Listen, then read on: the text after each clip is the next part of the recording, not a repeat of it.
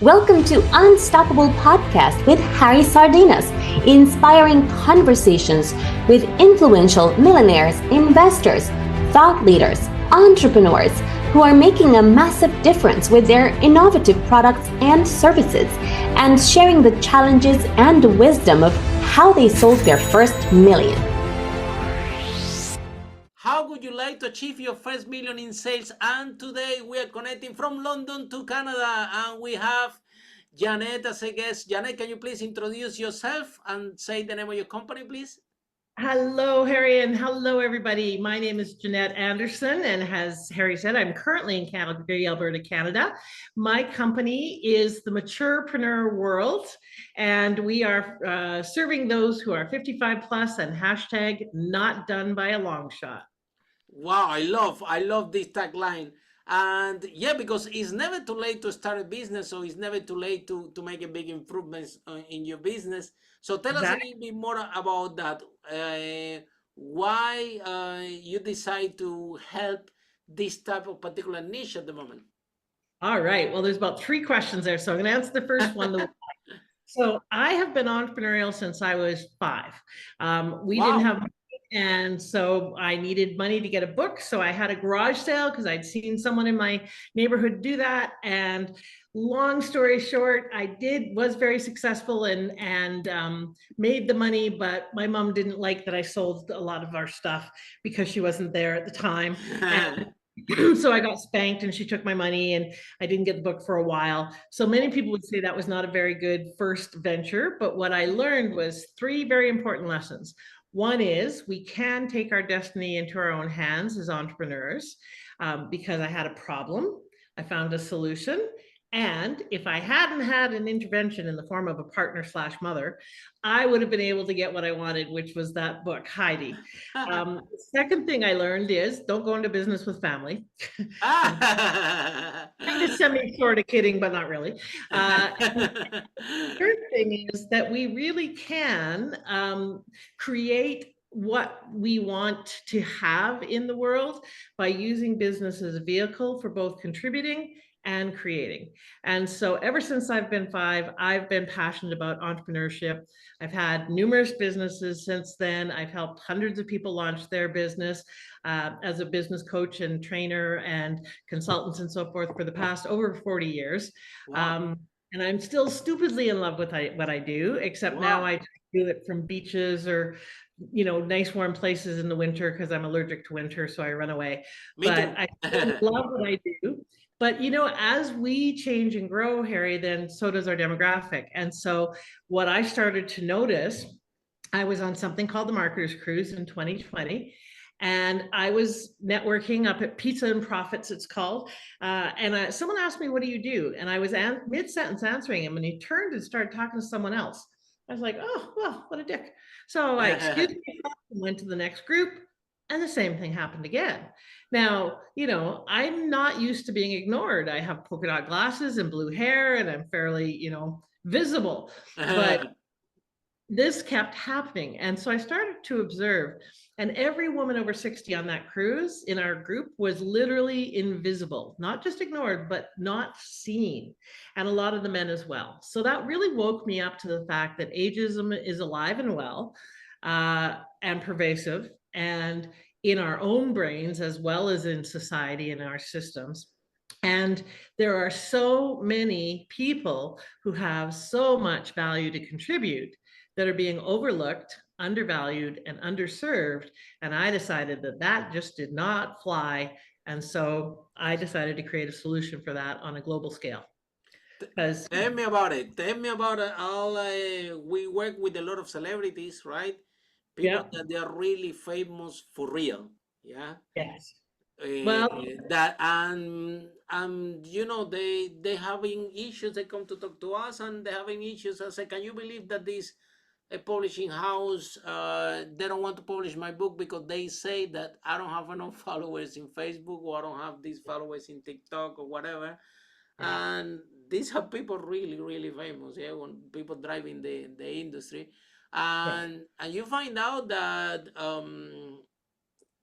that not because they have age, they actually they develop and invented this industry that we are like we are in the personal development space, so we know who are the godfathers of this industry, who actually invented and created this industry, right? And some of them, they are very old now. Maybe Bob Proctor already died, and you know, but some of them, they are legends in this industry, right?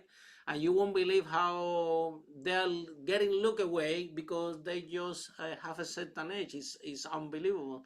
Yeah. Anyway, this is this is like people perception, yeah. But when people see this type of perception, we see opportunity because we are an entrepreneurs, right? And Right. no, because they That's have certain age, I'm telling you, they have very very good. I find within our network there are actually a lot of people that they are over 60 or 50, and if you hear what they have done, you won't believe. The exactly. some Well, of and I, them build over $1 billion in real estate. The other ones have done X and numbers of members and acquisitions during the day. So they are really, really talented people, really people that know and understand business very well, right?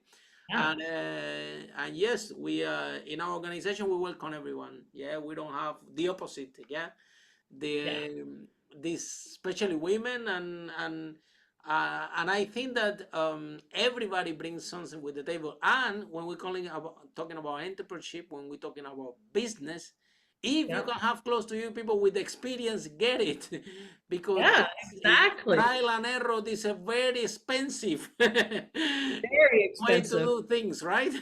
Yes, exactly. So I'm going to tell you and your your listeners about what I call the perfect storm of opportunity. Right now, there are two global trends and two epidemics that everyone is overlooking, that when they come together like they are now, it is the most incredible market opportunity for business, and no one's tapping into it. So here is a multi-billion-dollar tip for your people, okay? So the first global epidemic is that people don't realize that older people, there's an epidemic of poverty. In Canada, 65% of people cannot afford to retire. In Wow. the US, it's between 50 and 90. And globally, those numbers range between 50 and 85. So I take an average of about 65% of people that are older cannot afford to retire. That means they have to choose between their meds or their mortgage, or Wow. between food or their phone. Or it might mean that they just can't go on the trips that they wanted to. They have to sell their family home and downsize. Or it means right to the other end of the spectrum of food insecurity and homelessness. So 65% of people around the world cannot not work.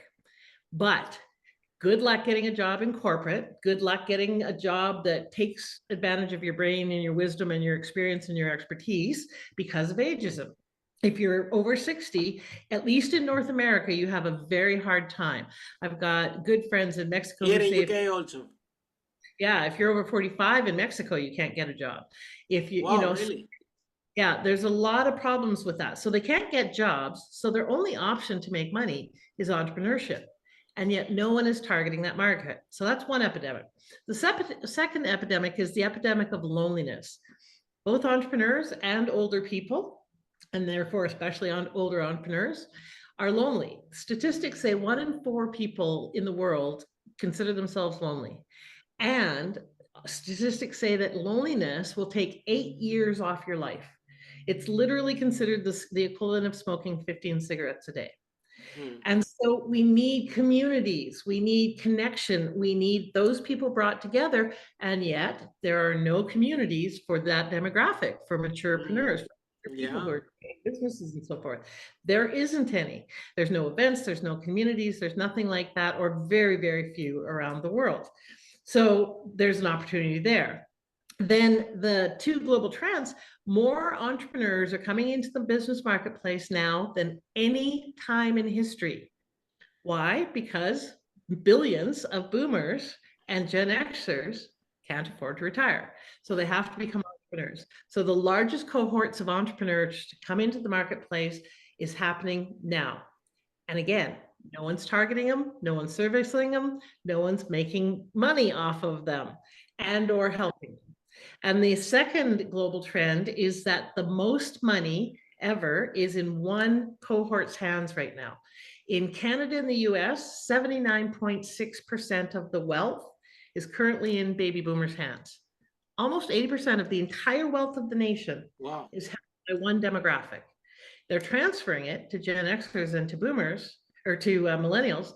But if you look at commercials here, I don't know about in the UK, but here commercials are for life insurance because they figure you're going to die soon, so you better get some. Viagra, seniors' homes, Depends, adult diapers. That's what all the advertising is that's targeted at the baby boomers, is for the what I call decline market or the retirement market. But 80% of people don't want to retire or can't afford to. And so there's these four things that come together: more entrepreneurs who have money, and those who don't, who have a high need, and the desire for connection and community. That means there is tremendous opportunity. This market is just under 1 billion people globally, and that's set to double in 25 years.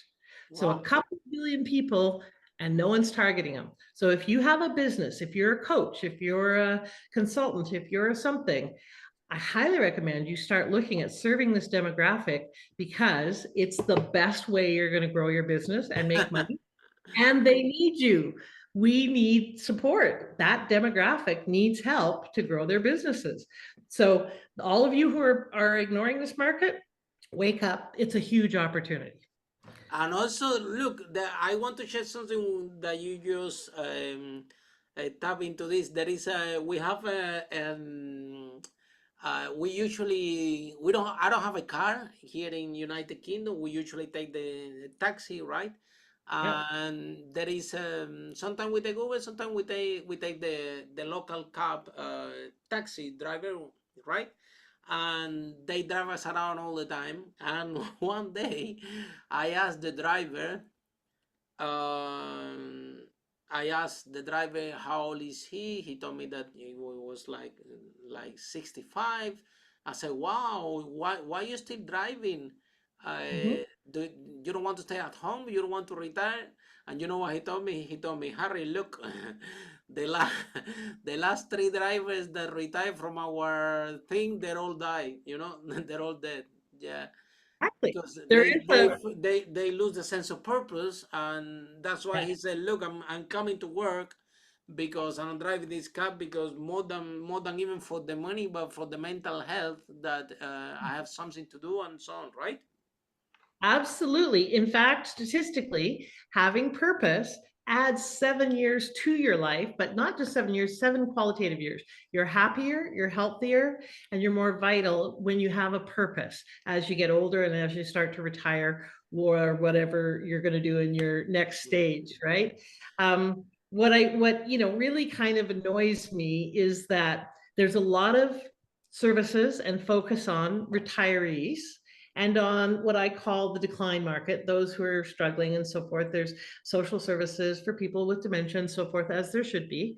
But the 80% of us that are still vibrant and contributing and want to be active, very little services, very little attention, very little anything. So it's a huge market, huge opportunity.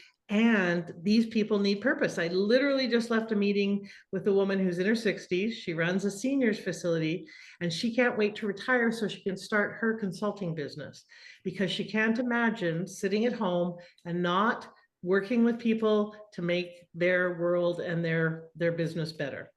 Of course. Yeah. And then, like I said, this is something that that is certain type of bias, right?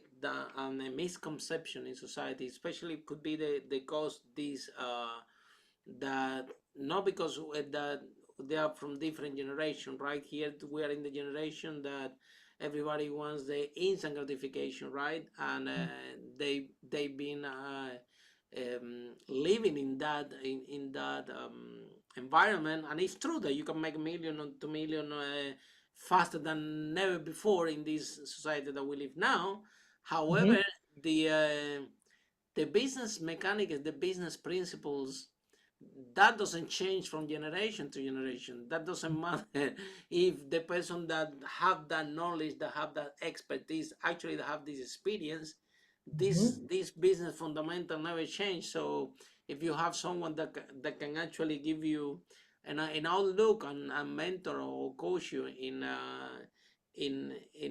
order to help you to grow your business, I Mhm. think that young entrepreneurs should be actually even looking and listening more to the elderly entrepreneurs, because they have done that, they done it, they already accomplish a few things, and actually they do have the experience. And like we discussed before, the trial and error is a very expensive exercise. It doesn't matter which industry you are, it can take you your whole life. Yes. So, uh, what gave you this inspiration, Jeanette, to become an entrepreneur? You said that you wanted to buy the book, and when you were 5 years old. But do you have any role model in your house, your family, your friends, any No, entrepreneurs, or I, you just went for it? I am the green sheep in the family, so I'm the one Wow. who's the entrepreneur.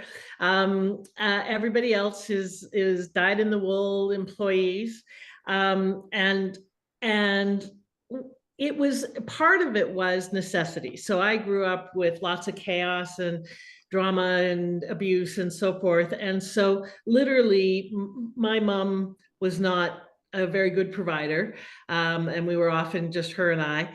So I literally had to start working in order to be able to buy clothes for school, or for us sometimes to be able to get food or pay the rent. And so I started working when I was very young. I literally started working in a lounge when I was 12. I looked a lot older, serving drinks and stuff. But I had my first business. So I had a lemonade stand that I franchised when I Wow. was 7. I was on one corner selling lemonade, You and I franchise the lemonade I when did, you were because 7? I didn't know it was a franchise at the time, but Oh, but that's what you did.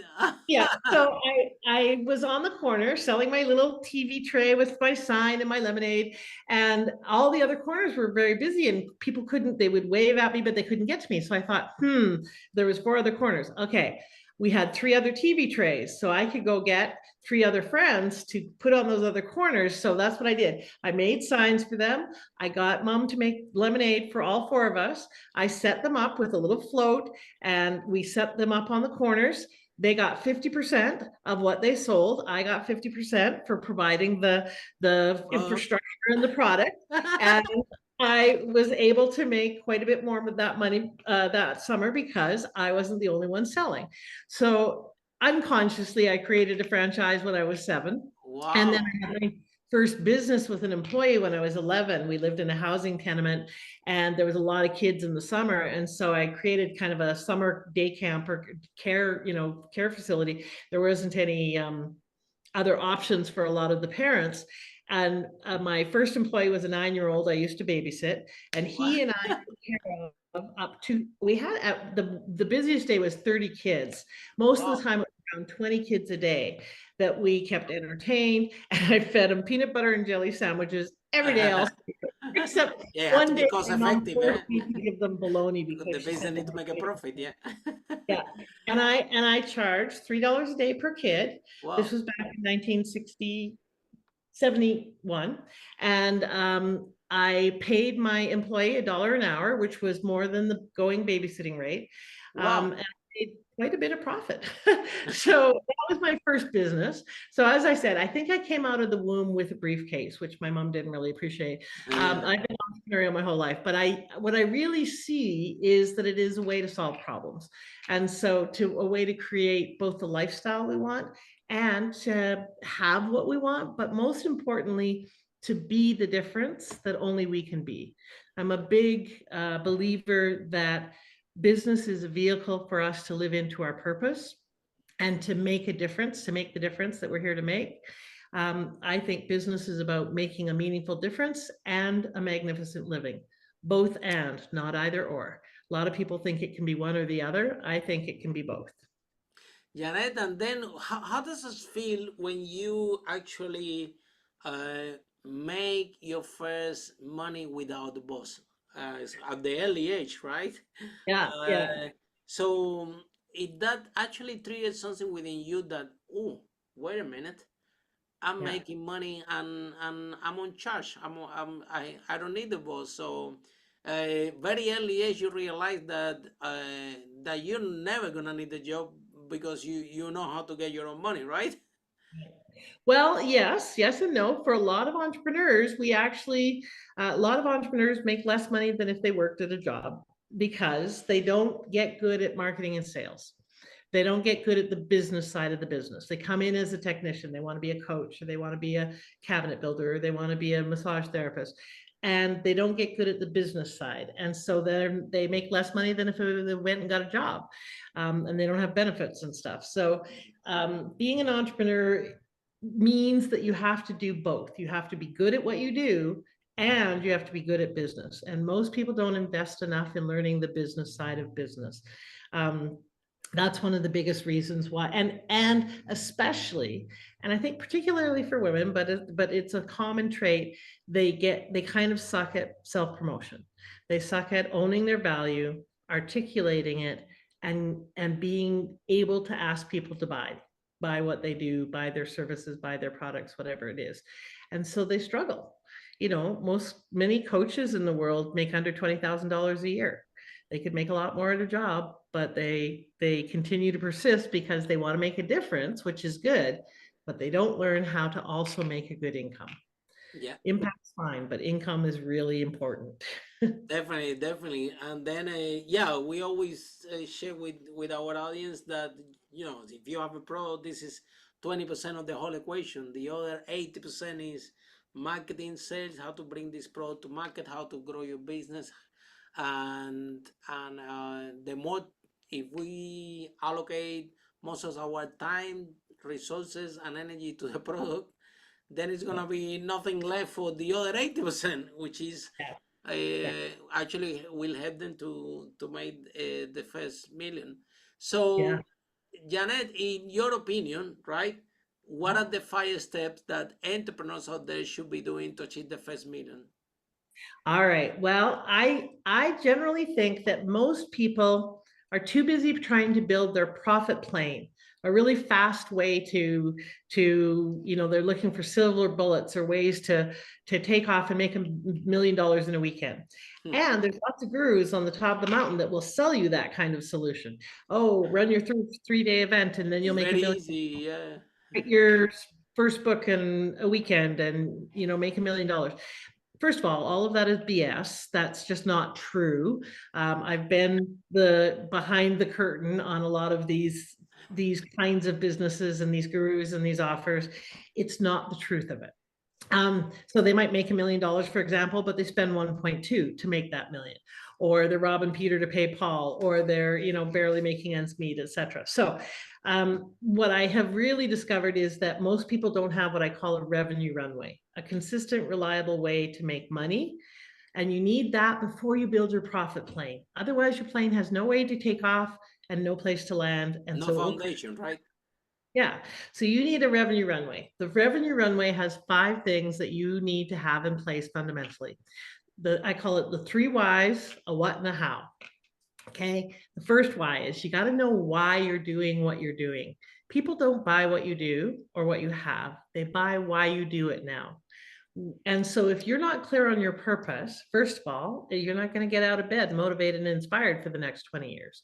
Secondly, people want to connect with you based on that why. You sell something that millions of other people literally around the world sell. So how do you differentiate yourself? The only thing unique to you is your why. So differentiate using that. So you got to know what your why is. I'm called the why whisperer because I can help people figure that out. And by the way, your why is not what you do.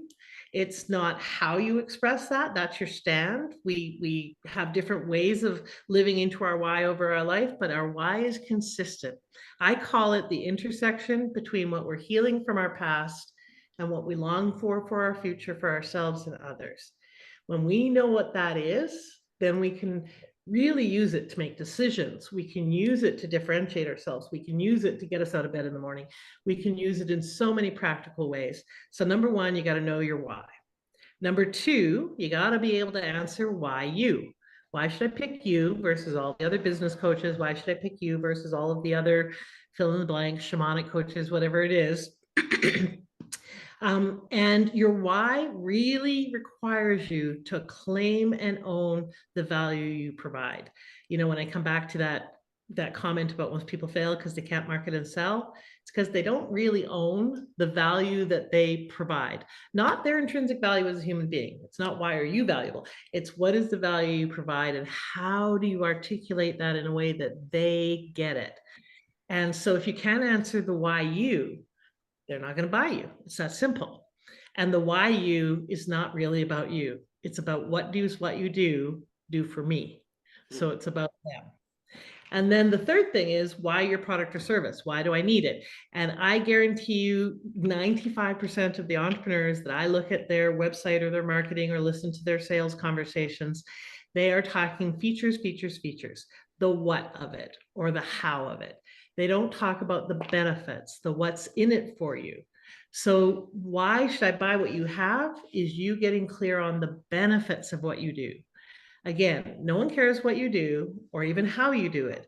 So for the love of God, stop answering the question, what do you do with, I'm a coach or I'm an author, or I'm a this or I'm a that. No one cares. It doesn't tell them anything in terms of what it does for them. Tell them the problem you solve and the benefits of solving it. That's what they really want to know. So your three whys: why do you do what you do? Why you? Why do they need what you have? In other words, what's in it for them? And the what. So what the heck do you sell? How do you package it? How do you price it? How do you position it? How do you create a solution that solves the problem that you uniquely want to solve, takes them on that customer journey up the mountain, and shows them the view from the top of the mountain that you can really clearly articulate? If you don't know how to say what the problem is you solve, I ask people all the time, what's the problem you solve? And they go on and on and on about how they do what they do. Doesn't tell me what problem they solve. Tells me about the process, right? And so don't, if you're a surgeon, I don't want to hear about what number of scalpel you use. I want to know that you're going to fix my leg and it'll be fine after the surgery, right? So what do you do and how do you package that? How do you price it? And what is the journey you're taking people on from problem to promise? How do you articulate that? If that's not clear, you're not going to sell anything. And the fifth one is how. How do you deliver what you deliver in a way that's true to you? One of the biggest reasons entrepreneurs stall is because they're trying to do something someone told them that isn't authentic or appropriate for them. It's not their style. They're trying to be a speaker and they're not, or they're trying to do social media and they hate doing video. They're trying to fit their round peg into somebody's square hole, or they're doing the right thing, but at the wrong stage of business. So many people are selling those leveraging strategies that work at the top of the mountain, but they don't work for the people who are coming up the mountain. And so they sell these great big leveraging strategies to people who don't have an infrastructure, a team, the know-how, the context. And so they don't get ROI and they think it's their fault. It's not. It's just the wrong solution at the wrong time. So the how is really making sure you're using the right solutions for you, or the right approaches, the right tactics at the right stage of business. Most people are stalled because they're trying to do things that are ahead of where they're actually at. So if they slow their roll, they speed up their results. Now, most people listening to this are going to say, oh yeah, I got that taken care of. I can, after 40 years, pretty much guarantee you, if you're listening, at least 80% of you do not have that clear. And if you want to improve your results, if you want to serve more people, if you want to have more income, that foundation, that revenue runway probably needs to be revisited. When you've got the whys, the what and the how clear, then you're going to be able to move forward and really make a good living and a really significant contribution. So I know that was a lot. So yeah, we use this analogy a lot with all the business that that they ask us, we always tell them, look, and I learned this for a fellow speaker friend of mine long time ago, when one day in one conference we were speaking in Vegas, right? And he told me, Harry, remember always, people don't buy the drill, they buy the hole, right? And we have entrepreneurs and everybody talking about the drill, about the tool, about the thing, and nobody focusing the outcome in the end result, what the product and services does for that client, what problem you solve and what will be the outcome, right? And all the communication in the website, in the sales, in the LinkedIn, everywhere they have, all the communication should be focused in that end result, right? In what they can provide. And yeah, it sounds easy, but you will be, well, in your long career, you will see again and again that is we say this, and then when we review again, it's the same issue. Is that Yeah. it takes time for them to process what really is. I think what really, one thing is, because I get it, they're passionate about the product that they develop and they love to talk about that, but the buyer doesn't care about this. The buyer only it doesn't care about your product, doesn't care about who you are, only cares about the problem you can solve for them. And this That's is right. not clear that articulate, it becomes a challenge. So Yeah. what is the biggest setback, Janet, that you have in business, and how you overcome that challenge? Oh, well, 40 years of business, there's been a lot of them. You have to choose your favorite. Yeah. Well, you know what? One of the things I'm actually going to use an example from when I was employed, because it really bled into when I was went back and started my business. I was with a large corp company. It was one of the few times I had lost my mind and forgotten and gone back into corporate. And usually that happened 4 times, and usually it was for about 2 to 2.5 years. And then I go, oh, I remember why I hate this, politics and bureaucracy. And I go start my just business remember again. what I hate this, yeah. Yeah, exactly. And so I was permanently cured in 2001. That's when this happened. I was working for a large corporation. I made the largest sale in the company's history, $1.2 million. It took Wow. me a year to put together. It spanned multiple departments in the company. It was the biggest deal that they'd ever had. Wow. And phase 2 was 1.4 million. And I knew this company didn't have a lot of integrity. And so they, rather than pay me the commission that they owed me, the $120,000 of commission and $20,000 worth of expenses, they fired me. And so that they wouldn't have to pay me that money, because they were having a rough quarter and they didn't want that hit to their books. And they had a history of doing this. Now, what ended up— huge mistake. Wow. Yeah, huge, because they lost the $1.4 million deal that I had because they let go of me. And so that deal went away.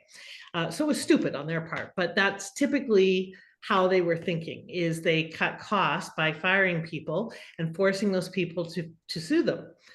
They had 4 in-house counsels. It was a company of 800. They had 4 full-time in-house lawyers and a full out-of-house legal team, because they did this kind of thing all the time.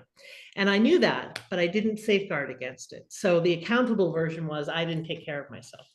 I ended up choosing not to sue them. It was a cross province. They were in a different province than I was, etc. So it would have taken 2 years, a lot of time, a lot of money. And I didn't want to stay angry for that long. There you go. So I went back to business. You did it for them, you did for you, right? Very good. Yeah. And it cost me a lot. I ended up having to declare bankruptcy. I went into a period of depression. It was extremely difficult after that. And so the hardest business time that I've had is starting my business after that.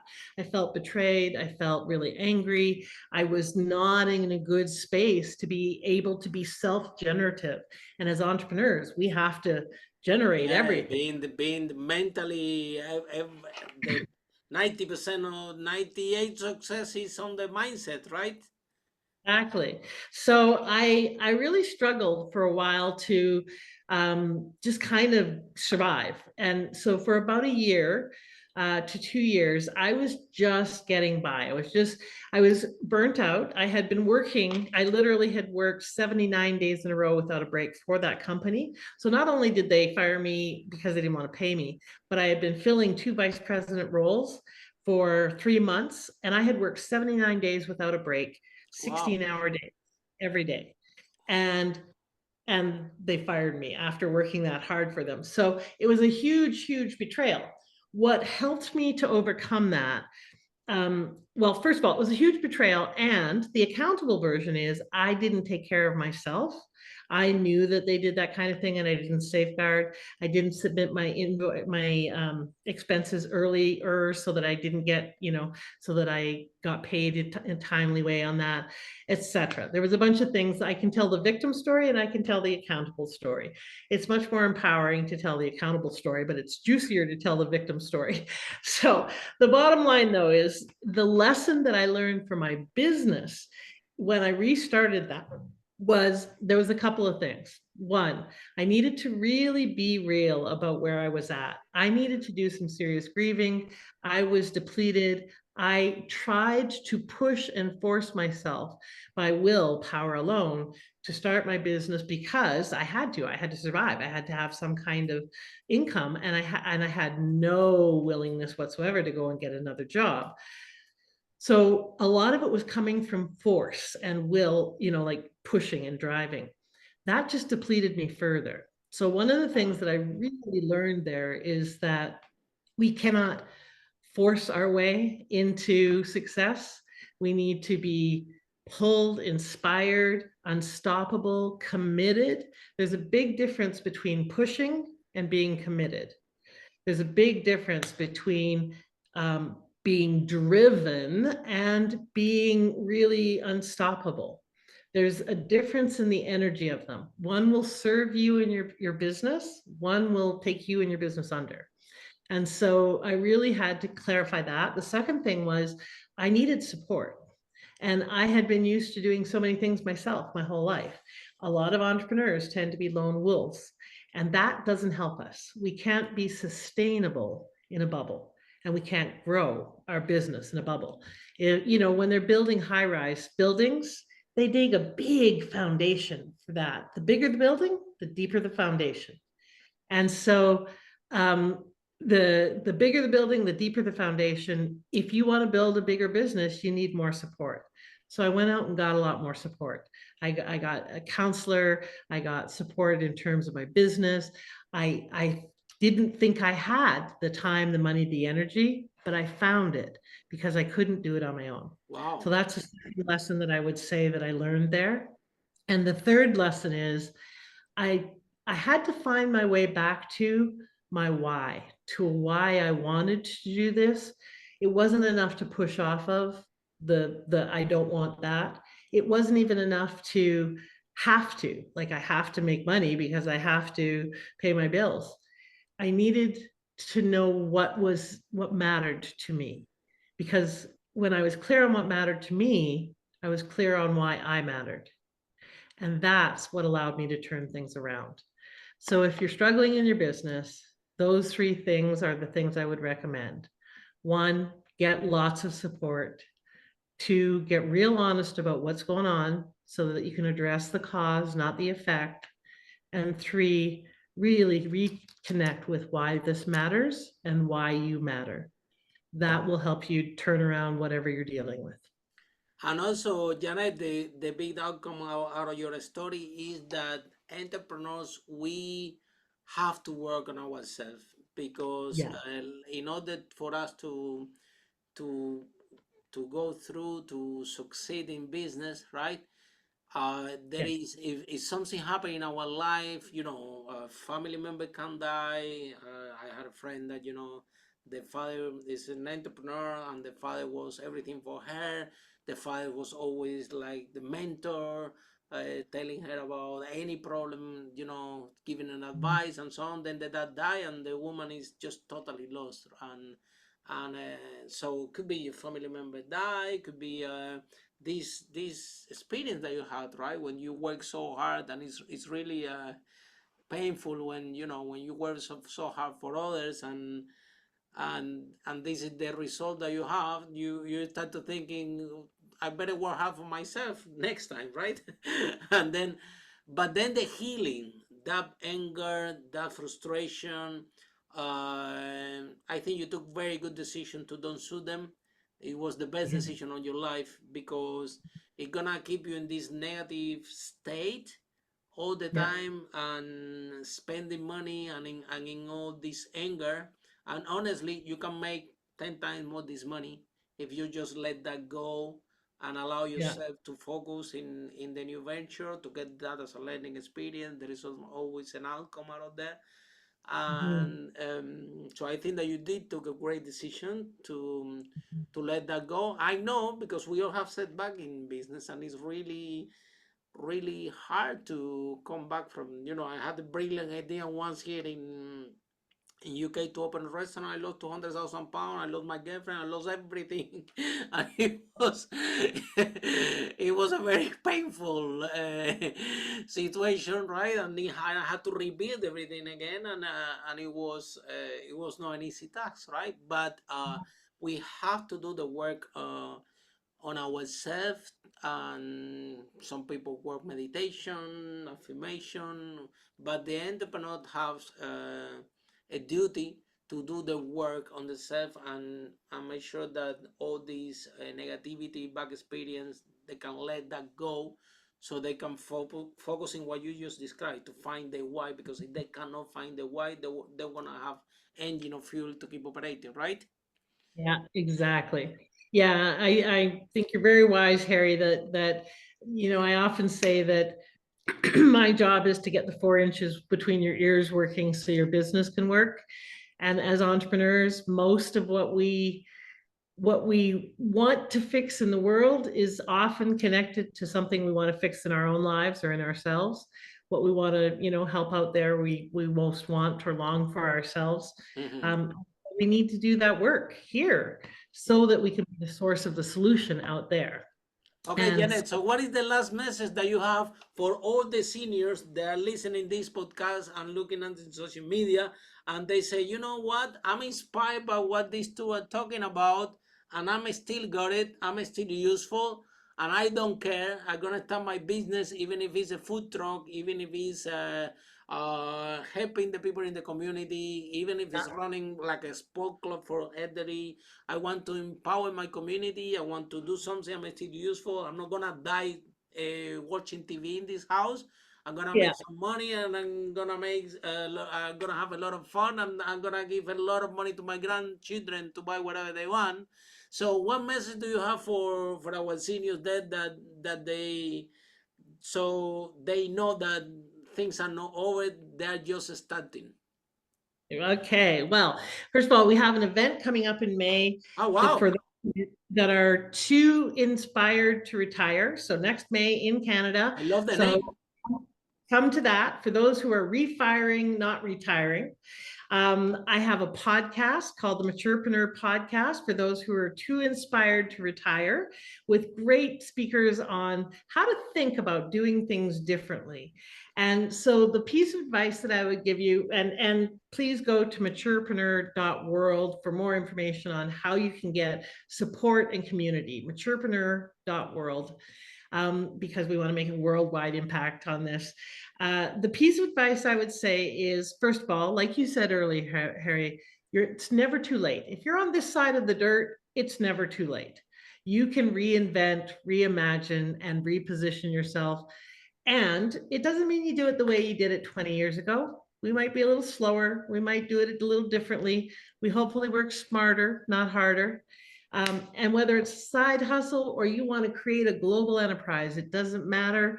What matters is that you matter, and that the world needs your unique gifts. It is never, ever too late for you to share them. Thank you so much. That is amazing, Janet. And on that note, never is too late for you to start a business and to go for it and make your first million. sales mark in sales. Thank you so much, Jannette, for your time, and for you guys following this amazing podcast, How Brave Entrepreneur Break That Wall and Achieve the first million in sales. See you in our next episode. Bye for now. Follow us for more interviews with world's most influential, audacious entrepreneurs that overcame challenges and adversity, providing you with the blueprint of how they sold their first million so you can grow your business exponentially.